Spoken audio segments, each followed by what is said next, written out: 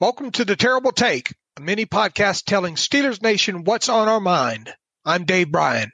Who was the biggest winner on the Pittsburgh Steelers roster as a result of the team's 9 draft picks and 8 undrafted free agent signings this year? Several might say that big winner was tackle Chukwuma Okorafor due to the team not drafting a tackle until the 4th round.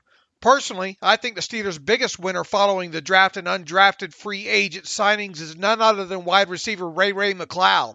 Let's face it, had the Steelers drafted a wide receiver this year, McCloud's seemingly potential lock on a 2021 53-man roster spot would have essentially been picked open, and that's even with him having some extra value as a return man. The Steelers, however, didn't draft a single wide receiver this year, and that's the first time that's happened since 2011, the year after the team added wide receivers Emmanuel Sanders and Antonio Brown via the 2010 NFL Draft. McCloud being part of the Steelers' 2020 plans materialized in a hurry as the Clemson product was signed well after the team started training camp at Heinz Field.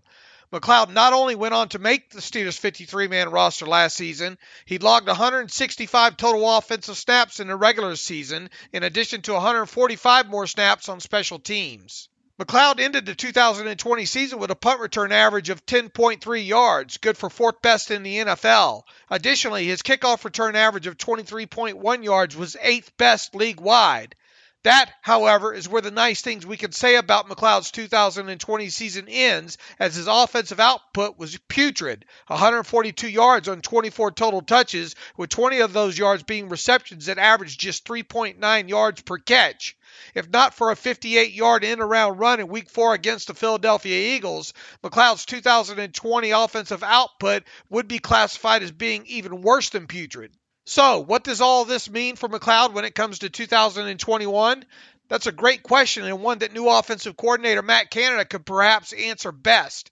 Big winner post-draft and all, McCloud still probably isn't a player one should bet the farm on when it comes to him potentially making the 53-man roster again in 2021. That disclaimer aside, McCloud is the best Steelers return man currently under contract, and that's because he really doesn't have much in the way of competition right now.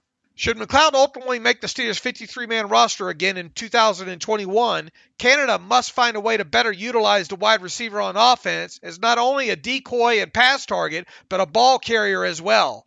Targeting McCloud in the passing game less than 2 yards beyond the line of scrimmage can be done every once in a while, but nowhere near as much as he was in 2020. McCoy has speed, as evidenced by his 58-yard run last season. It's now up to Canada to find a way to better utilize it in 2021 if the young wide receiver sticks again as the number 5 on the depth chart. If he truly is to be the Steelers' 2021 winner post-draft, McCloud needs to win on the field as an offensive player more than he did in 2020. Be sure to follow us at SteelersDepot.com and check out episodes of The Terrible Take every weekday at 5 p.m. Eastern Time. And check out The Terrible Podcast with myself and Alex Kozora every Tuesday and Friday.